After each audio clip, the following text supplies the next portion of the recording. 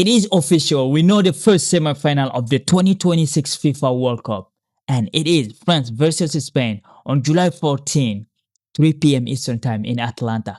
Spain won against Belgium 2-1. I mean, there was no surprise, unless if you were a Belgian supporter, nobody had them qualifying. I mean, if you're Belgian, that's different, right? But the world consensus was like, okay, we're gonna witness another France versus Spain because we saw Lamine Yamal talk. He said they are the only one that can beat France, and they did it twice, and he was right. They won against them in the UEFA National League, and they won against them in the Euro. So we're gonna analyze this game and talk about what went wrong for the Belgian because they were missing some superstar in their team, and or if it was only Spain was too strong. Ladies and gentlemen, this is your 2026 FIFA World Cup quarterfinal match analysis. Spain versus Belgium. Welcome back to another video. Welcome to the world of soccer. If you're not allowed to subscribe, do me a favor, subscribe, like, and share this with your friend.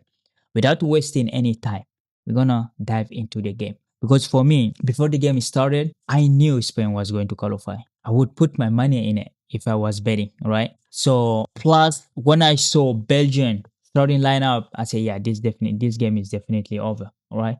I thought it would be 3-0, 4-0.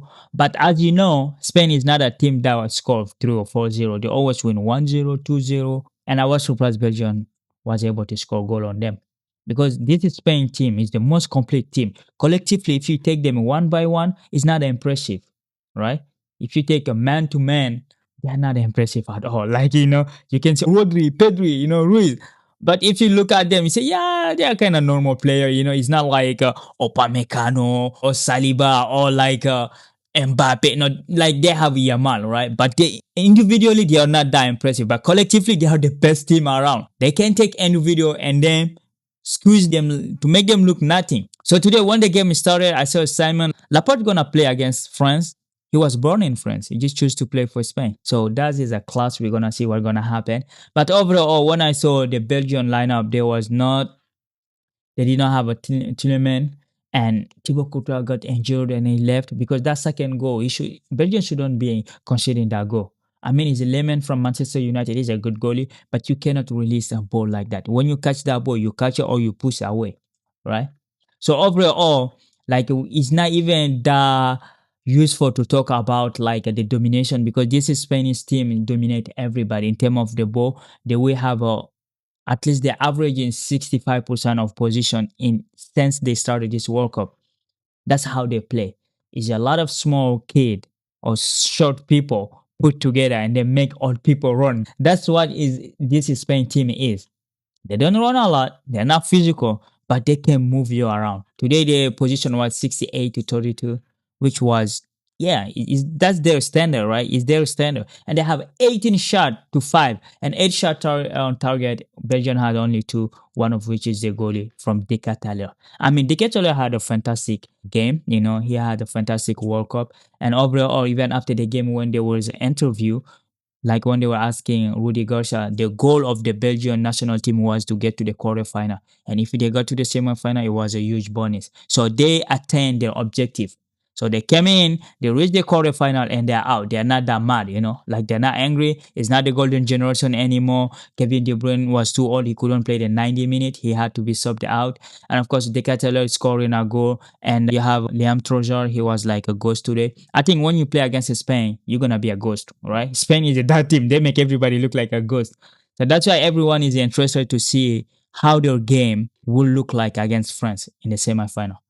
Because France is a team, they can defend, right? They can let you with the ball. But when they get the ball, they know what to do with it, which was lacking from the Belgian today. You have Jeremy Doku coming back in the starting lineup because against US, him and De Bruyne did not start. Maybe it's a mistake from Rudy Garcia. But hey, it is what it is. Nobody was expecting them to qualify. The first goal came in the 30 minutes. Fabian Ruiz. By the way, the Spanish had some surprising lineup too because Pedri did not start. Rodri is having a fantastic World Cup. It's like a Ballon d'Or Rodri we see. Control that midfield like crazy. And Fabian Ruiz from PSG, we know he can do it too. Like the Spanish team, when you take them one by one, none of them have an impressive game, right? It's not like you say, what a game. Like you watch Argentina, Messi, when you watch France, it's Mbappe. No. The Spanish team come in, they beat you, they just move on. You don't even know who is the man of the match because everyone play the same level, right? It's just crazy. It's a hard when Spain win to give them like a man of the match. I think today they give it to Pedri. No, Rodri, because Pedri came in the second half, he didn't have any impact. But Mikel Merino is having a really interesting World Cup because every time he come in as a super sub, he do his job. He eliminated Portugal, and tonight he scored the second goal in the 85 minute. Because when Fabian Ruiz scored, I thought the game would be like 2 or 3-0, but the Belgian came back like 10 minutes later with Decataler, a beautiful cross from the right hand side, and a Decataler finish it. And the game, they went to first half like that. But in the 88th minute, Thibaut Courtois got injured, he was out. And the first shot that Lemons encountered, he considered like that dude, he released the ball in the 18 yard. Like, you can do that. And of course, Merino was there just like against Portugal to score the goal to qualify Spain. This is the first time Spain win a quarterfinal game since 2010.